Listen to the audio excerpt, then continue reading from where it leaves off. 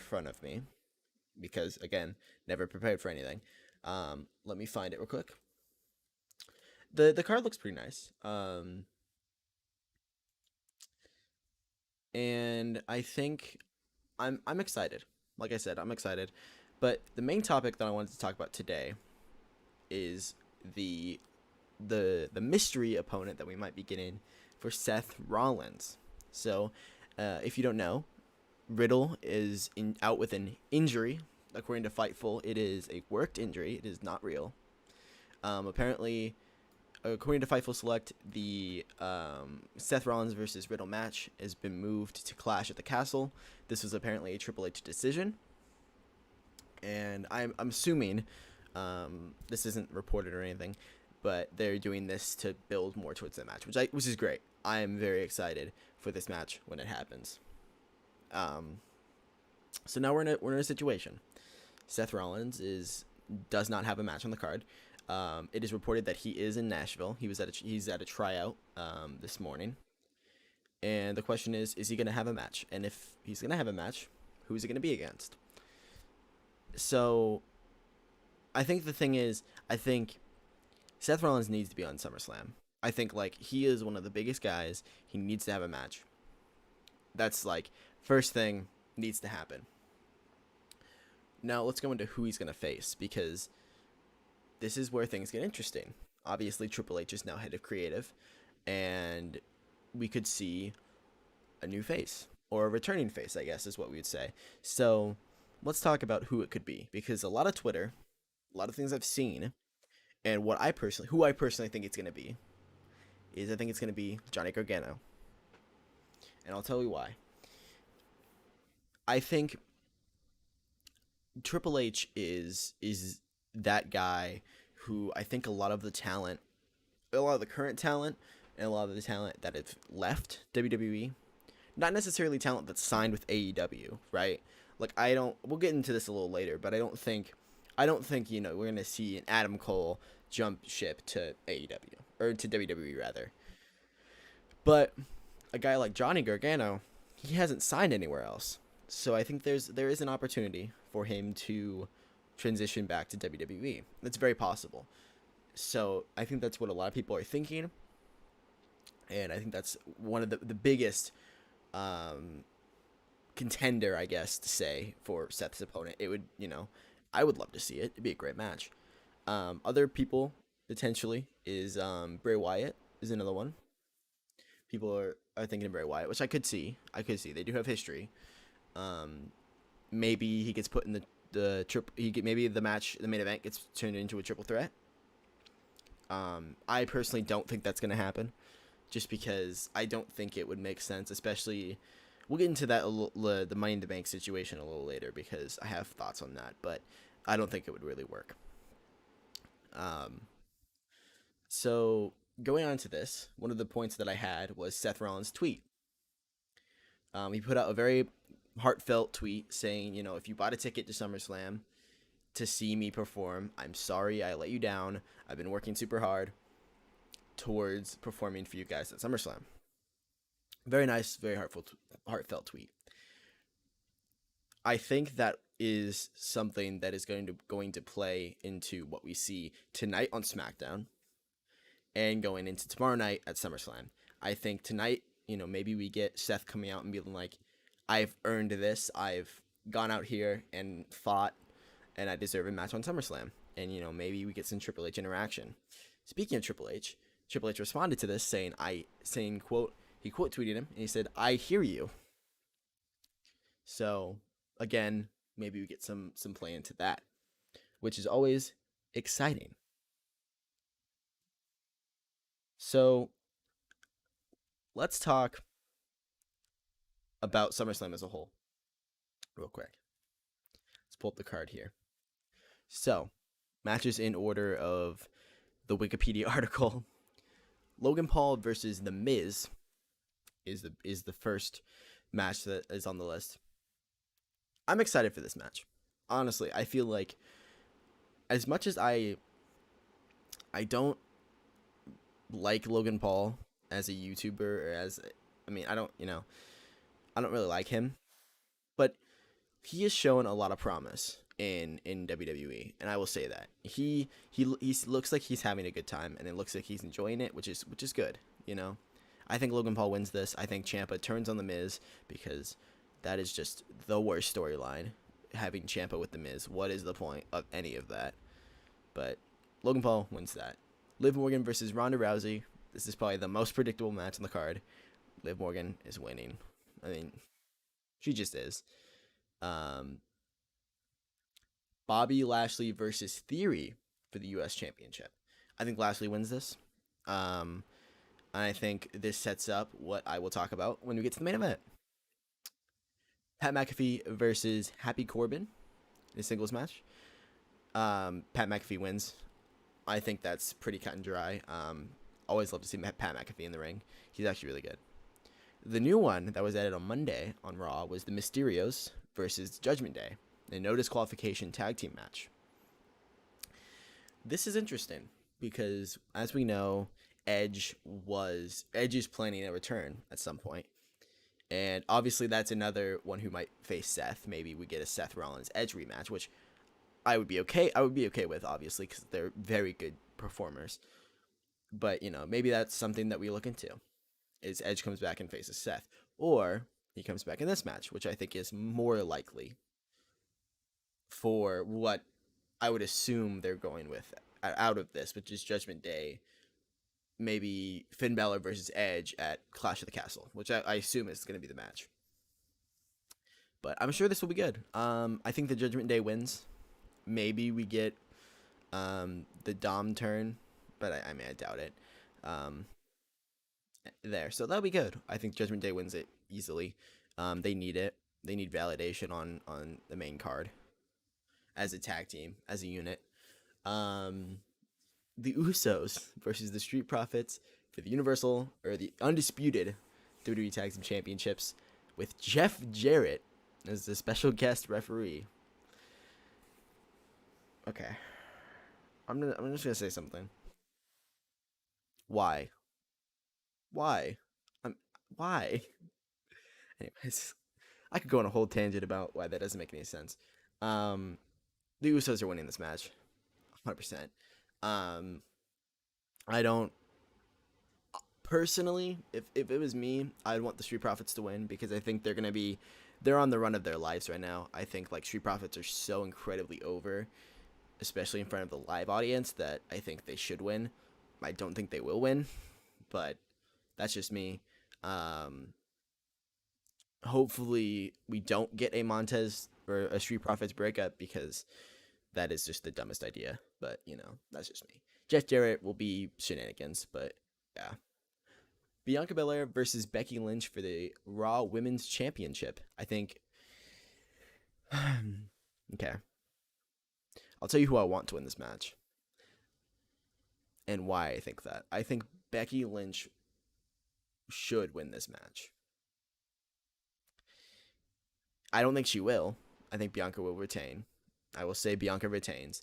Becky should win this match because I hate to say this. I really do. We're starting this first episode off with a hot take. I think the women's division for Monday Night Raw under Bianca Belair as champion is just bad. And that's nothing against Bianca. It really isn't. I think Bianca's a great performer, but her, I don't know, something just hasn't clicked since Sasha versus Bianca, But that's just me. If she wins, I'll be fine with it, but I think Becky should win. Because I assume that we're gonna get Bayley back. That my main prediction for the show is Bayley comes back, either for the SmackDown or the Raw Women's Championship. Hopefully for the Raw, so we get Becky versus Bayley at Clash of the Castle or whenever. That would be great. And the main event, for the 30th time in like 3 years, Roman Reigns versus Brock Lesnar for the championship of all championships, the undisputed WWE Universal Championship. So,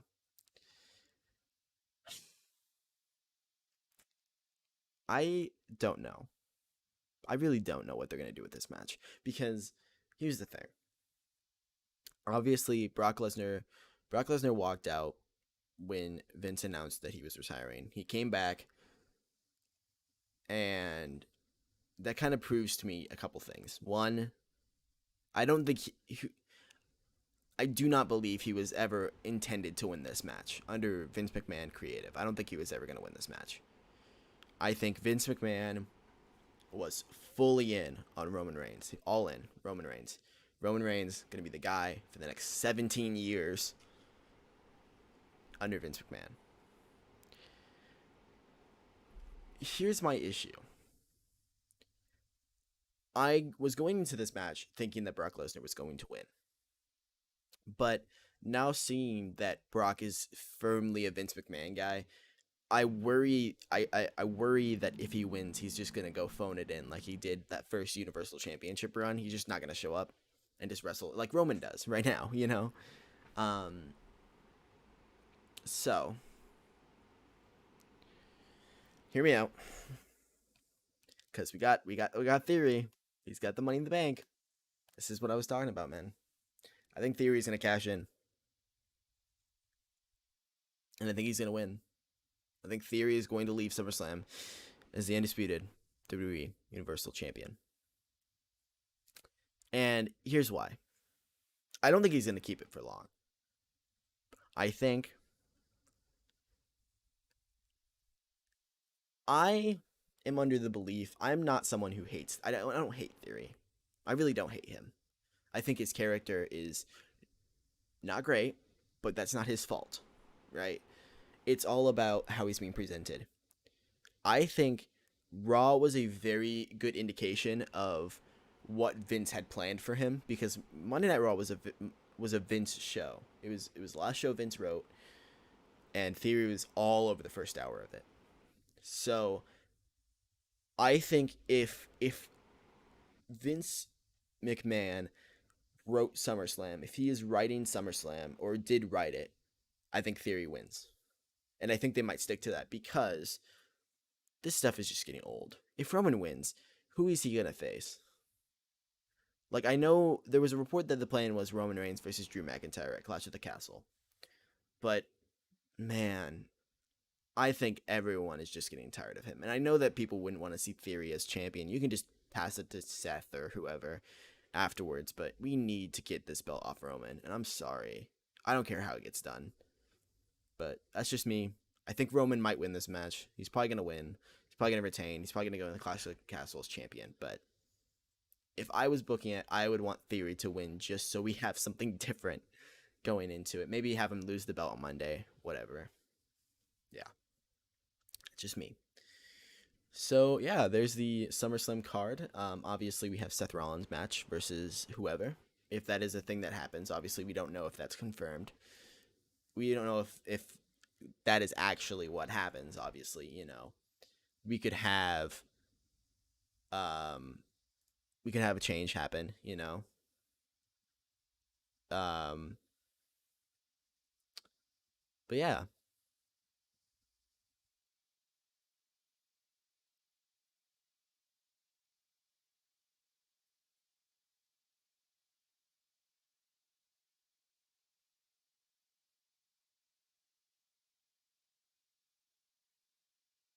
Hmm. Okay. Sorry, I was just reading a report about Johnny Gargano. He apparently addressed the rumors by saying he wasn't going to say anything on a Switch stream. All right, cool. I figured. I mean, he wouldn't say anything. But I think it's going to be Johnny Gargano. So let's go into the broader picture, I guess, of kind of what the SummerSlam discussion was mainly about. Was my main point about WWE in this stream, because obviously the second half of the stream will probably be AEW. I will be Dynamite, talk about All Out. I have some All Out stuff that I want to talk about.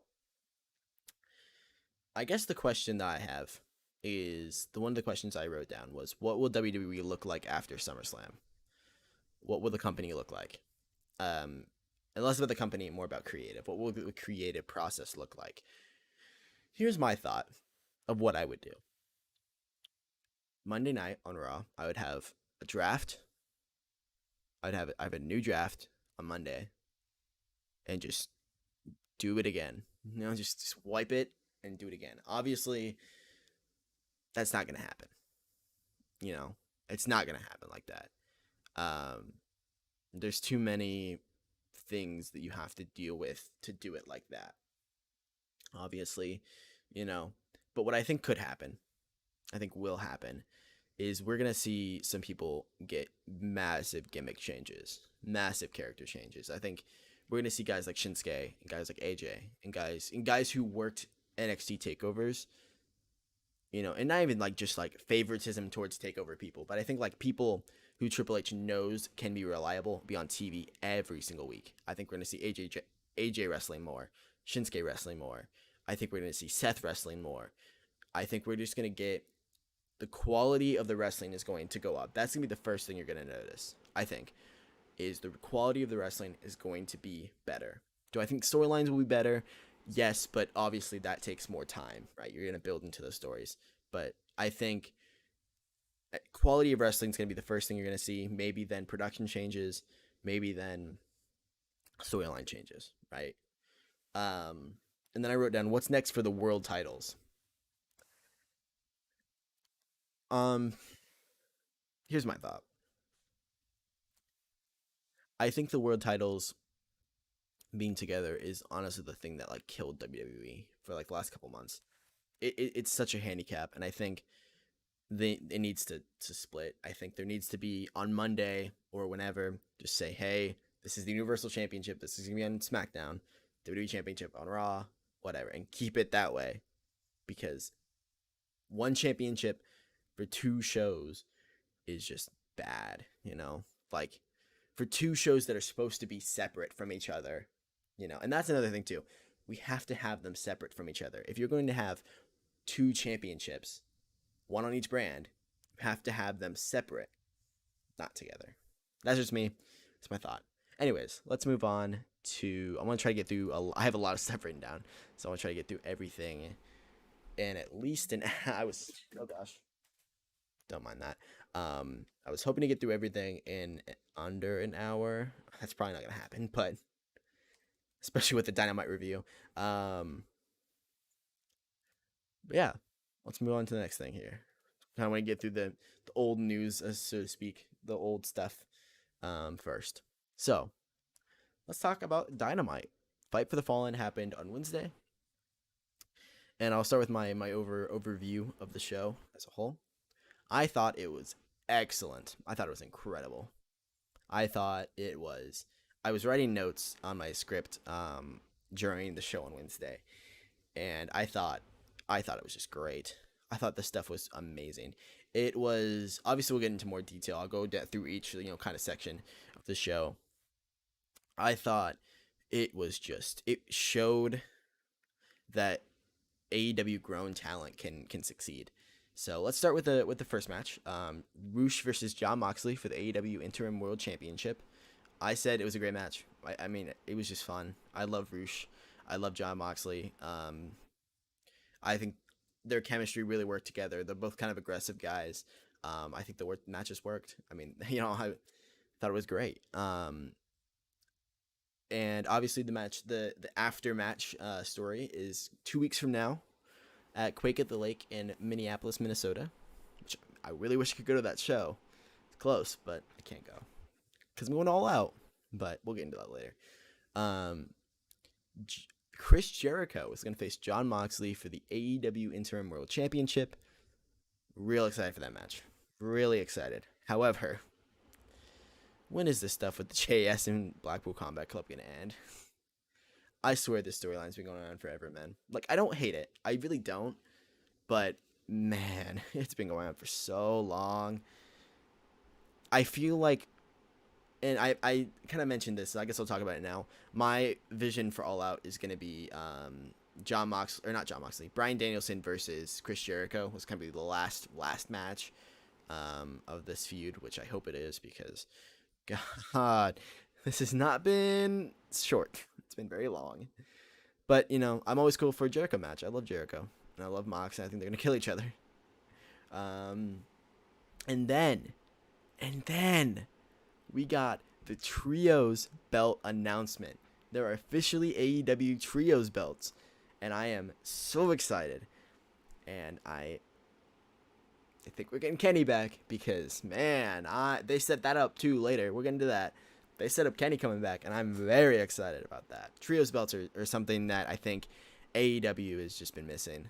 Um, I think people talk about, oh, there's too many belts in AEW. Oh, dude, like trios matches though in AEW are just so much fun. Go back and watch like Dynamite trios matches or like the trios match at Revolution with Sting, dude, or like even like the on the buy-in House of Black versus who did they face? The Eric Redbeard and Death Triangle and Eric Redbeard.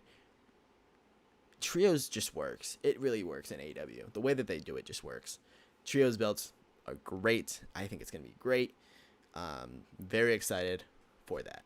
Also, Kenny Omega in the Bucks, or let's get into it now. Hangman in the Bucks. So, the Young Bucks were backstage. Brandon Cutler turned the camera on without them knowing, and they were like, "Turn it off," and they were walking back. We were walking backstage, and Hangman is just kind of sitting there. He's drinking his water. He spits it out because he doesn't realize that they're there. Or he doesn't want them to see him rather.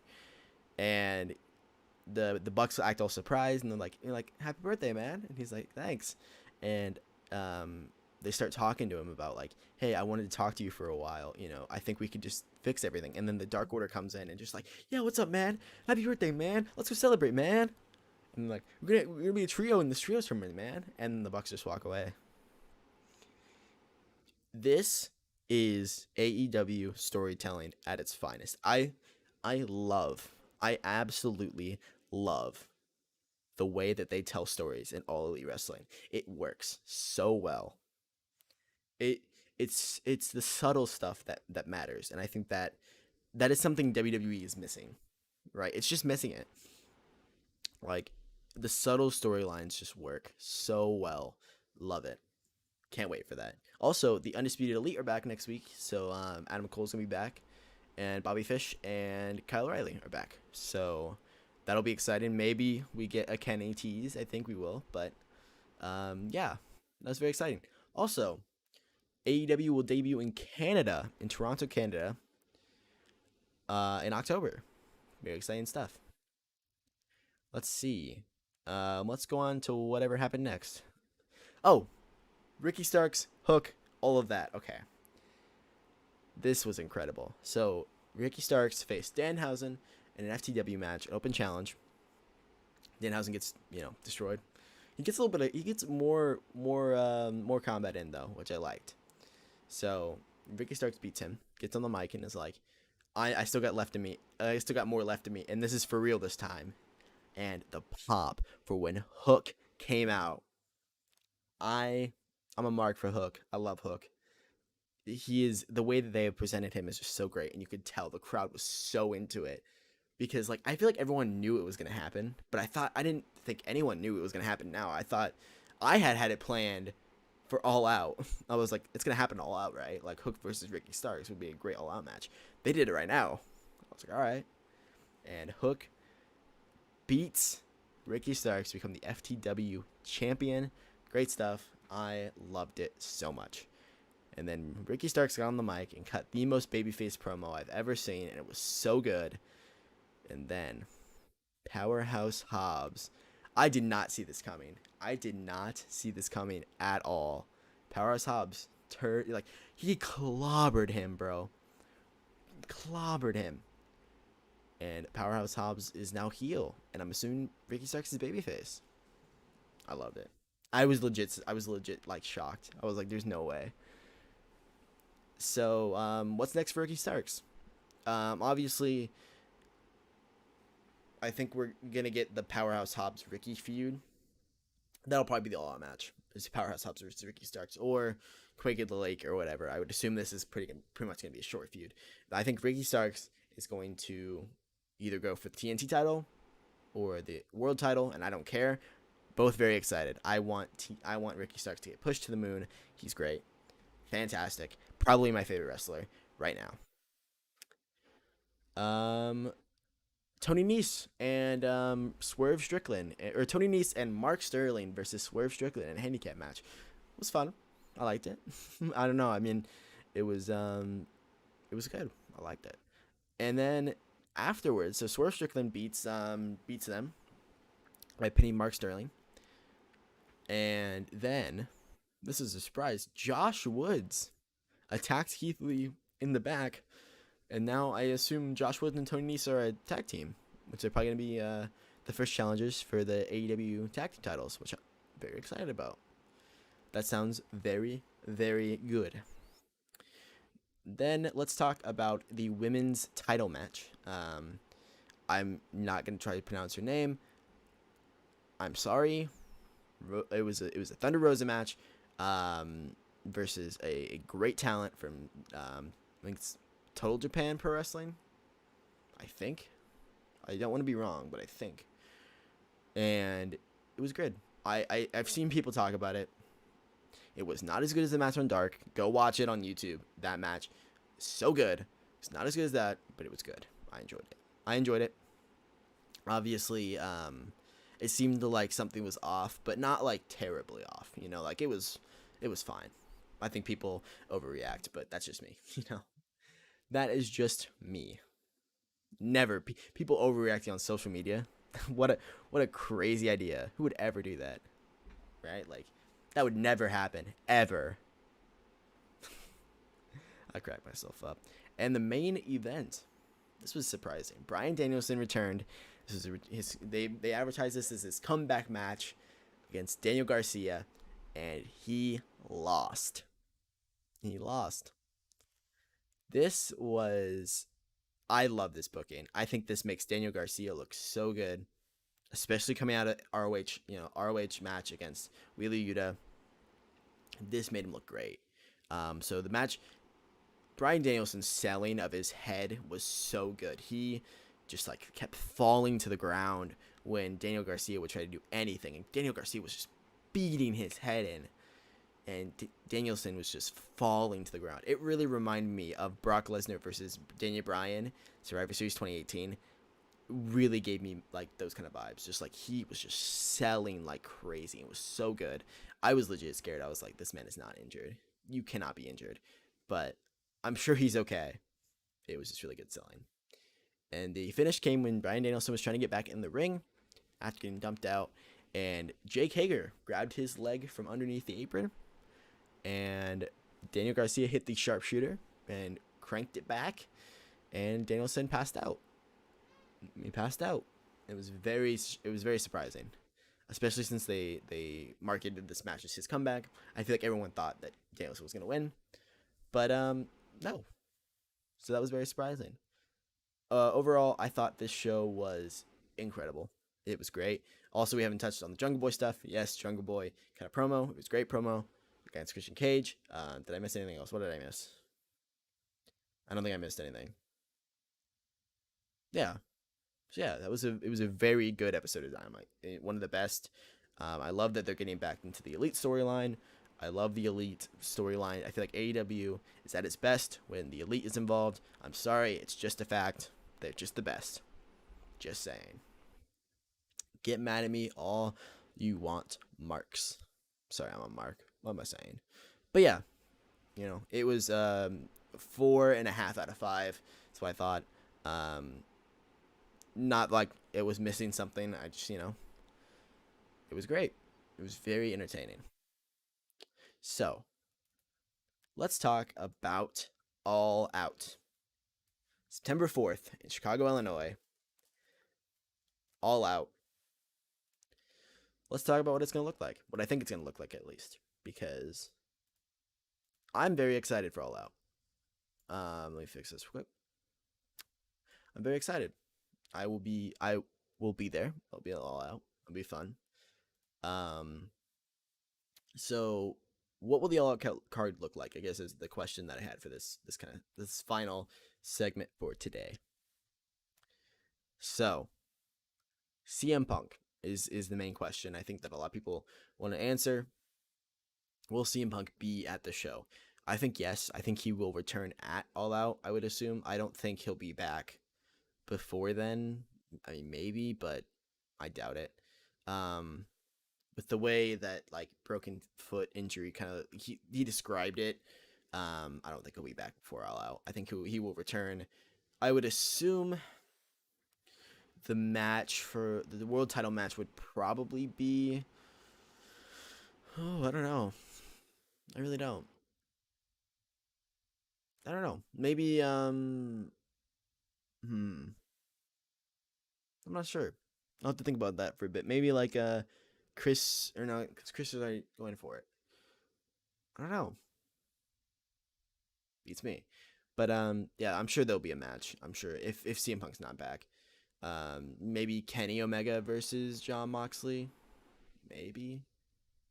At least guess that leads me to the next one. Will Kenny Omega be there and wrestle? I so there've been reports that he is that talent and staff have been told that he is coming back. Kenny Omega has been out since full gear last year. Once he dropped the belt to Hangman, he's had multiple injuries of varying degrees of severity, and it seems like he's on the up and up, which is good. So it seems like he's coming back soon. Hopefully next week, but that's just me. Um, it'll be a big moment when he comes back. I think he will be there. I think he will wrestle either in the main event against Mox or in the trios finals. Maybe the undisputed era versus the elite. I guess it's not gonna be the undisputed era, but Kenny in the Bucks versus the Red Dragon and Adam Cole would probably, if I was booking it, that'd be like the big match. But that's just me. I think he'll be there. Either that or he returns at All Out. Maybe Adam Cole and Red Dragon win the trios belt and he comes back. Possible. Women's titles. What is the world women's title going to look like? And this is, sadly, I think they're going to do Britt Baker versus Thunder Rosa at All Out, which is not good. Do not want to see that match again. I've been to one pay-per-view this year. I've been to two pay-per-views this year, and both of the women's matches were not very great. So, yeah. Anyways, I don't want Britt Baker versus Thunder Rosa. Britt Baker's just, what's the point? I'd like to see personally maybe gosh, I don't even know. Maybe Chris Statlander. I can see Chris going for it. Maybe Athena. That leads me to the next one. TBS Championship match. I think it's going to be my options are, I think what I think it's going to be either Athena versus Cargill, or what I think is kind of more likely is Athena versus Chris Statlander versus Jade Cargill in a triple threat match for the TBS title. Obviously that would kind of be like who's gonna face Thunder Rosa for the women's title. Maybe we get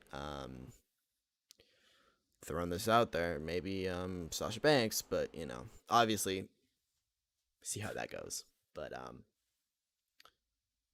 maybe I'm just throwing it out there. We already covered Danielson versus Jericho. I think that'll be the match. It'll probably be some stip match, like a street fight or I don't know, probably a inferno barbed wire shark cage death match with blades, with pizza cutters, with panes of glass surrounding the ring, and everyone's covered in gasoline, and the first one to kill the opponent wins or whatever. AEW likes those matches. I was really wanting to start this last week, and so I could talk about the stupid shark cage match that I hate. I hated that match so much. I'm sorry. It was so dumb.